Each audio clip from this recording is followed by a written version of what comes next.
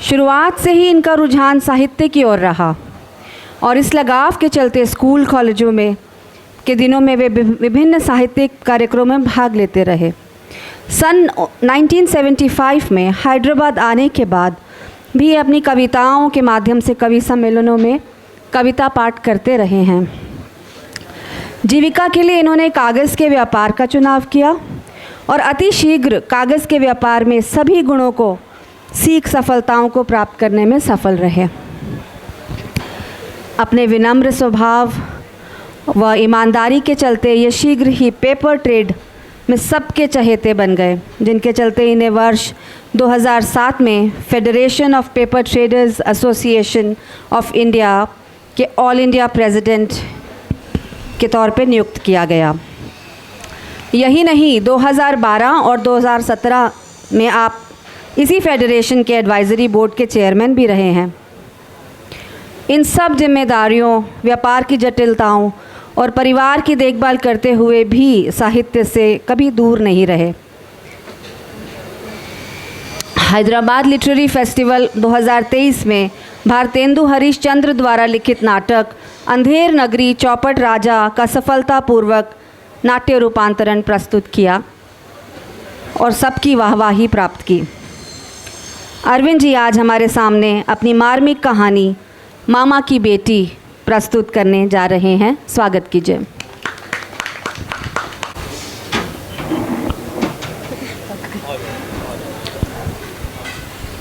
Madam बहुत अच्छा बोलती हैं, इसलिए शायद आ रही आवाज़? जी, आवाज़ आ रही है। इसलिए शायद मेरी तारीफ़ भी कुछ ज़्यादा ही कर दी उन्होंने। जो कहानी मैं आपको सुनाने जा रहा हूँ उससे आप सब लोग कहीं ना कहीं अपने आप को कनेक्ट कर पाएंगे। कहानी शुरू करते हैं। आज प्रभु की असीम कृपा है, घर है, वैभव है और जीवन के सभी सुखों को हम दोनों भाई अपनी माँ की छत्र छाया में भोग रहे हैं। मैं और मेरे छोटे भाई समर की उम्र में करीब 10 साल का अंतर है। मेरी भी उम्र अब करीब 45 हो चली है, पर आज भी बचपन की वह घटना मैं भूल नहीं पाता हूँ। नन्हे समीर का वह वाक्य आज भी मुझे रात में कई बार उठा देता है। उस समय मेरी उम्र करीब 15-16 बरस की रही होगी। हम लोग शहर के दूसरे छोर में एक बंगले नुमा मकान में रहते थे। हम लोग नीचे रहते थे और ऊपर की 2 मंजिलों पर हमारे 5 मामा अपने अपने परिवारों के साथ रहते थे। नानी पहली मंजिल चढ़ते ही बाईं तरफ के एक बड़े से कमरे में रहती थी। पूरे बंगले पर पिताजी की हुकूमत चलती थी। एक तो घर के दामाद थे और दूसरे 5 मामाओं के जीवनोपार्जन में किसी न किसी रूप में उनकी सहायता रहती थी। हम दोनों भाई भी 2 राजकुमारों की तरह रहते थे। दोपहर के समय जब माँ समर को खिला रही रहती थी और बाबूजी आते थे, तब कोई ना कोई मामी आकर उनसे समर को लेती और कहती, भाभी देखो कुंवर साहब आए हैं, आप जाओ उनके लिए खाना परोसो, इसे तो हम खिलाएंगे। घर के भी वे सारे काम माँ से पूछकर ही करते थे। सभी मामा मामी भी उन्हें पूर्ण आदर देते थे और माँ भी उसी तरह सब चीज़ें नानी से पूछकर या उन्हें बताकर करती थी। एक तरह से नानी की महामंत्री थी हमारी माँ। मैं हायर सेकेंडरी में था। उस दिन अचानक क्लास की खिड़की से जब मैंने मामा को आते देखा तो थोड़ा डर लगा। तभी चपरासी ने आकर मुझे बुलाया और मैं डरते डरते बाहर आया। मामा प्रिंसिपल सर से बातें कर रहे थे। प्रिंसिपल सर ने मेरे सर पर हाथ फेरा और बोले, बेटा तुम मामा के साथ जाओ। कुछ अशुभ घटने का एहसास मुझे हो रहा था, लेकिन मामा ऊपर से सामान्य होते हुए बोले, तू सीधा घर जा, मैं समर को लेके आता हूँ। घर के बाहर बहुत से रिश्तेदार और पड़ोसी इकट्ठा थे। मेरा दिल जोर से धड़क रहा था। अंदर जाते ही जिस अशुभ की मैं सपने में भी कल्पना नहीं कर सकता था, वह सामने आया। बाबूजी का शरीर सफ़ेद चादर में ढका नीचे रखा था। उनके सिरहाने दिया जल रहा था।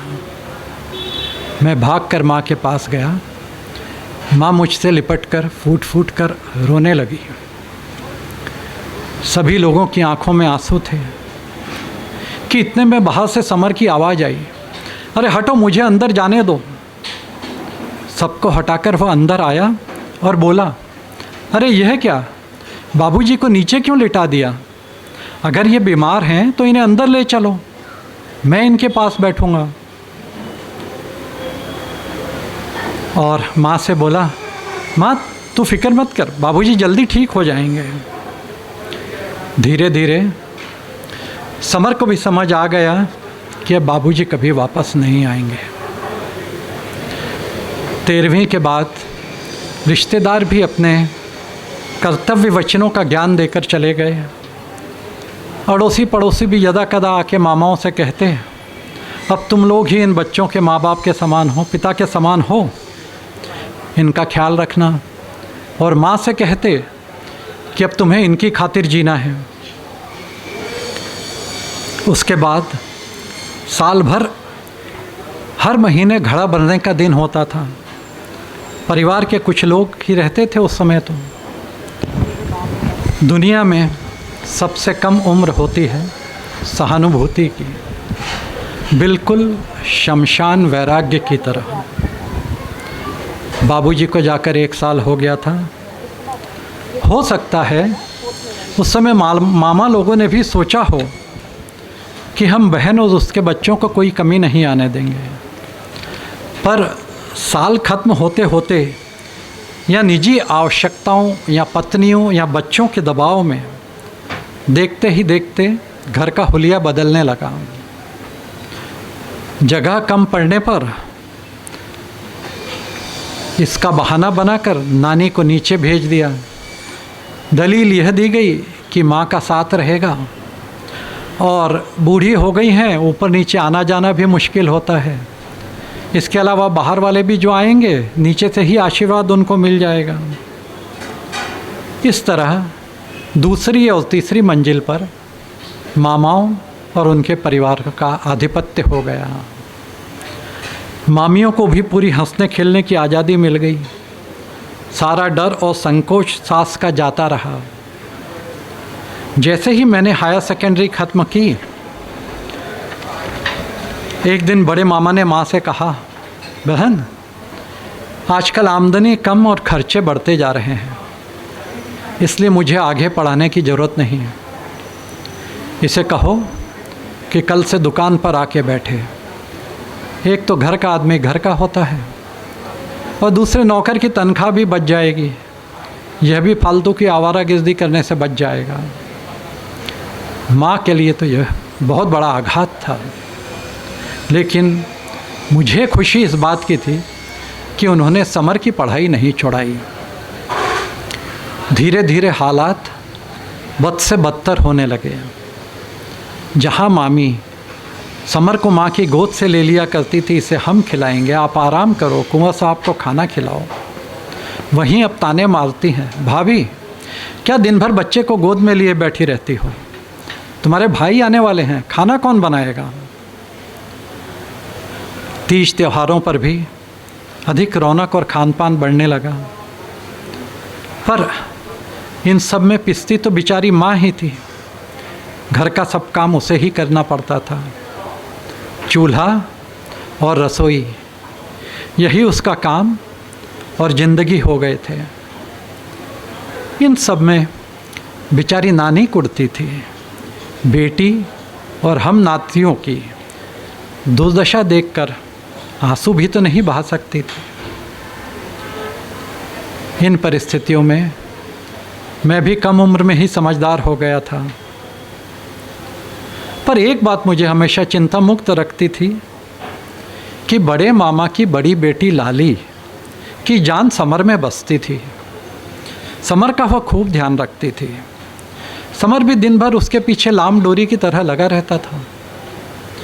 इसी वजह से दिन भर पिसने के बाद भी माँ को थकान महसूस नहीं होती थी। लड़कियाँ जल्दी बड़ी हो जाती हैं, जिस पर बड़ी बेटी के नाते मामा को भी लाली की सगाई शादी की चिंता होने लगी। एक दिन उज्जैन शहर से लाली के लिए रिश्ता आया।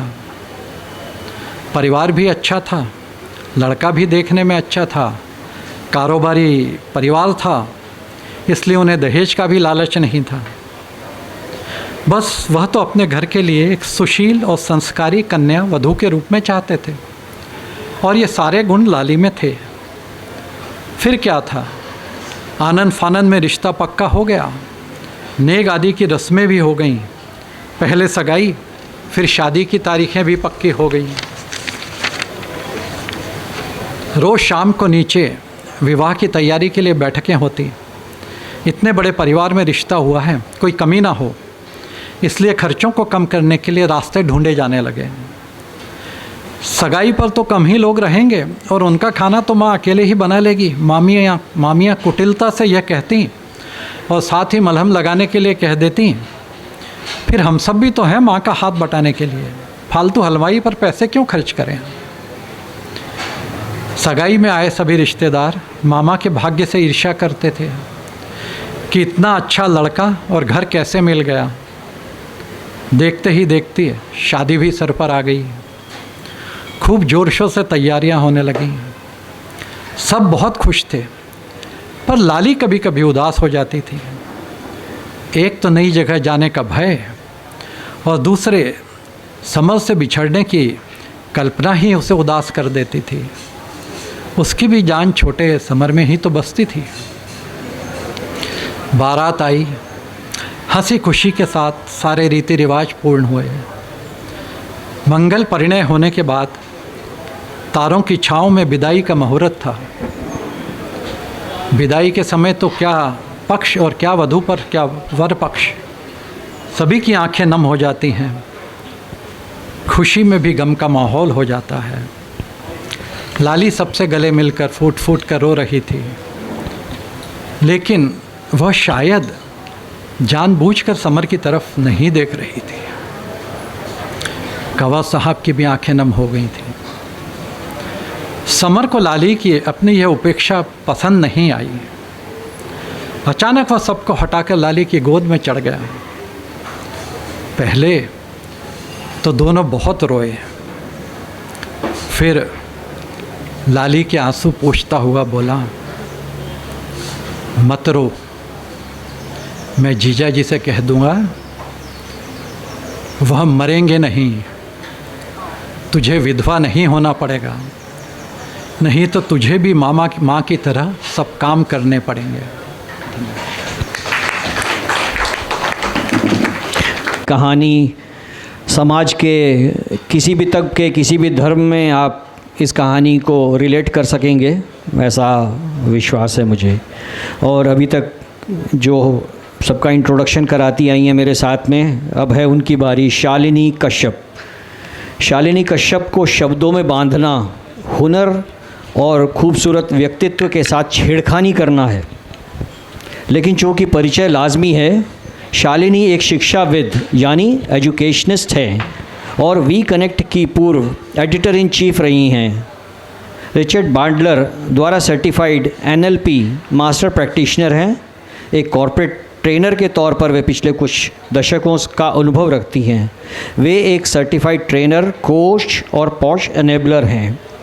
इन्होंने HCL, पेरो सिस्टम्स और डेल के साथ ट्रेनर, लोकलाइजेशन एक्सपर्ट और head of foreign language department के रूप में कार्य किया है। शालिनी अंग्रेज़ी साहित्य में MA तथा B.Ed हैं और मातृत्व अवकाश के बाद MT यूनिवर्सिटी में पढ़ा चुकी हैं। शालिनी कश्यप मां की भूमिका के साथ पूर्ण न्याय करने के उद्देश्य से गत कुछ वर्षों से एक फ्रीलांसर के तौर पर कार्य कर रही हैं। विभिन्न संस्थाओं के CSR कार्यक्रम के अंतर्गत शालिनी कई अहम भूमिकाएं निभा चुकी हैं। Shalini Kashyap train the trainer, support staff, security force आदि को शिक्षित करना कुछ ऐसी गतिविधियां हैं जो उन्हें भरपूर ऊर्जा और प्रेरणा देती हैं। आपकी कहानी का शीर्षक है एक बूंद समय। प्रस्तुत हैं शालिनी कश्यप। स्वागत कीजिए शालिनी जी का। हूँ, हम सभी एक अलग नाम से जाने जाते हैं, लेकिन देखा जाए तो हम सब चलती फिरती, धधकती धड़कती, गिरती संभलती, सुलगती कहानियाँ ही तो हैं। मैं यूं ही कभी पार्क में, कभी बालकनी में, कभी किसी आयोजन में बैठे टकटकी लगाए कहानियों को देखा करती हूँ,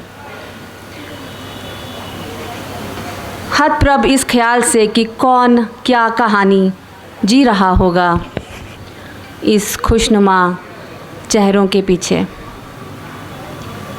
दिल्ली की गलियों में पली बड़ी नैना और रिया की दोस्ती परी कथा से कम नहीं थी।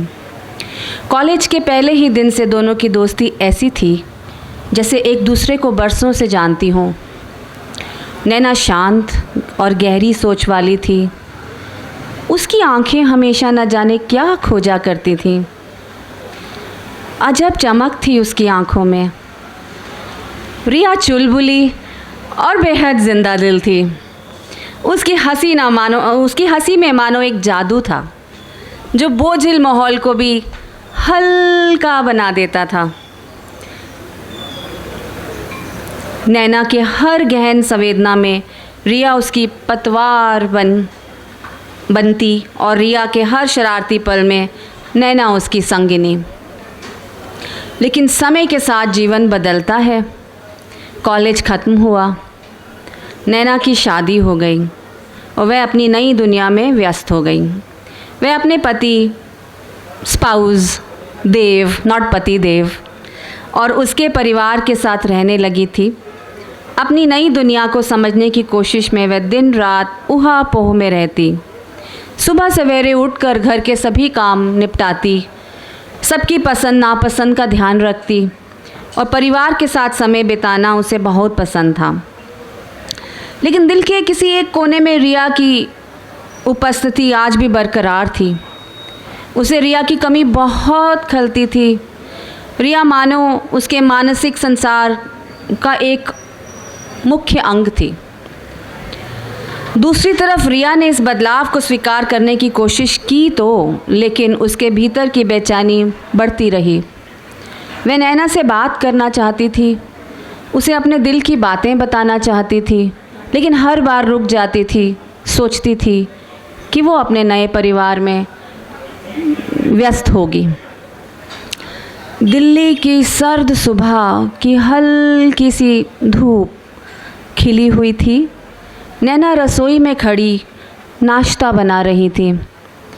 घर के बाकी सदस्य बालकनी में बैठे चाय का आनंद ले रहे थे। हंसी मजाक का माहौल था। अब नैना अपने काम में गुनगुनाते हुए खाना बना रही थी। तभी उसका फ़ोन बजा। फ़ोन की स्क्रीन पर रिया का नाम चमका। नैना की आंखों की भी चमक देखने के लायक थी। नैना मुस्कुरा उठी, झट फ़ोन उठा के बोली, रिया कैसी है तू? नैना, मैं तुझे एक ज़रूरी बात करना चाहती हूँ। रिया की आवाज़ में कुछ अलग सा भाव था। ज़रूरी बात? अरे यार, अभी थोड़ा बिज़ी हूँ। मैं ऐसा करती हूँ, मैं तुझे थोड़ी देर के बाद कॉल करती हूँ, पक्का? ठीक है, पर जल्दी करना, रिया ने नैना से कहा। नैना ने फ़ोन रखा, वापस अपने काम में लग गई। वह सच में रिया से बात करना चाहती थी, लेकिन घर के कामों की फहरिस्त छोड़ती ही नहीं थी उसे। नैना उलझ गई। दिन भर किसी न किसी काम में व्यस्त रही। रात हो गई। नैना ने सोचा सुबह सबसे पहले रिया को ही फ़ोन करेगी। उसने सोचा भी नहीं था कि रिया क्या कहना चाहती होगी उससे। अगली सुबह देव के भाई को नई दिल्ली रेलवे स्टेशन छोड़ने जाने का कार्यक्रम बना।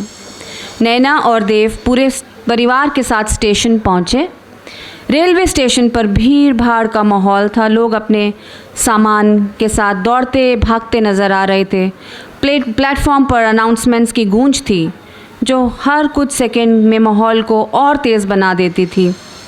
ट्रेनों के आने जाने की आवाज़ें, चाय वालों की पुकार और यात्रियों की हलचल से पूरा स्टेशन खचाखच भरा हुआ था। नैना अपने परिवार के साथ ट्रेन का इंतज़ार कर रही थी, तभी उसका फ़ोन बजा। स्क्रीन पर फिर से रिया का नाम। नैना ने शोर शराबे के बीच में भी फ़ोन उठाया और कहा, हेलो रिया, मैं तुझसे घर पहुंचते ही बात करूंगी, यहाँ स्टेशन पर बहुत शोर है। उधर से रिया ने कुछ कहा, लेकिन भीड़ के शोर शराबे में नैना ठीक से सुन नहीं पाई। उसने फ़ोन जल्द ही काट दिया। घर लौटते लौटते रात हो चुकी थी। नैना ने घड़ी देखी, रात के 10 बज रहे थे। उसने रिया को मन ही मन याद किया और थकावट की वजह से करवट लेते हुए सोचा सुबह उठते ही रिया से बात करूंगी। अगली सुबह नैना का फ़ोन फिर से बजा। इस बार स्क्रीन पर लिखा था रियाज़ मॉम। नैना ने फ़ोन उठाया। उधर से रिया की माँ की आवाज़ में गहरा दर्द था। नैना बेटा, रिया नहीं रही। उसके हाथ से फ़ोन छूटकर ज़मीन पर गिर गया। वह धम से सोफ़े पर बैठ गई। उसका चेहरा सफ़ेद फक पड़ गया था। देव ने उसे इस हाल में देखा तो घबरा गए। नैना क्या हुआ? नैना रोते हुए बोली, रिया, देव, रिया चली गई। क्या? कैसे? देव ने चौंक कर पूछा। उसे मुझसे बात करनी थी। वह कई बार मुझे फ़ोन भी कर चुकी थी। शायद वह मुझसे कुछ कहना चाह रही थी, साझा करना चाह रही थी, लेकिन मैंने हर बार उससे कहा मैं तुझे फिर फ़ोन करूँगी क्योंकि मैं अभी बहुत बिज़ी हूँ। नैना की आंखों से आंसू बहते रहे। वह बार बार खुद को कोस रही थी। काश मैं रिया की बात सुन लेती, काश मैं उसे समय दे पाती, आज वो शायद हमारे बीच में होती। कभी कभी जीवन हमें ऐसे मौके देता है कि कुछ परिस्थितियाँ विषम होने से पहले संभाली ही जा सकें। कुछ सांसें थमने से पहले थम जाती हैं। कुछ दरकती हुई संवेदनाएं टटोली जा सकती हैं। कुछ पल लौट कर कभी नहीं आते।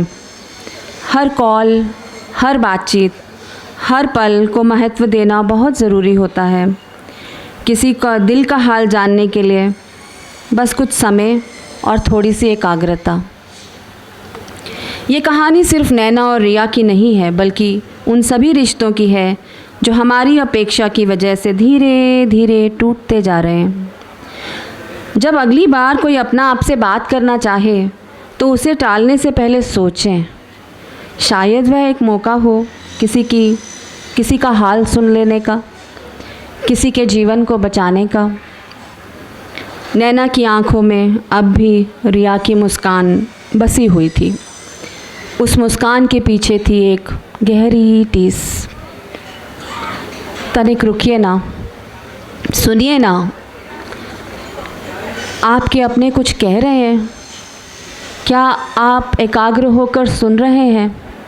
नहीं, समय नहीं, व्यस्तता है, दिनचर्या उलझ गई है। अगर इसी क्षण किसी की तमाम ज़िंदगी उलझी हुई हो तो, किसी के जीवन की डोर गुंजल हो रही हो तो सुलझा दीजिए ना, एक सिरा पकड़ लीजिए, मैं हूँ ना, कह दीजिए ना। Thank you.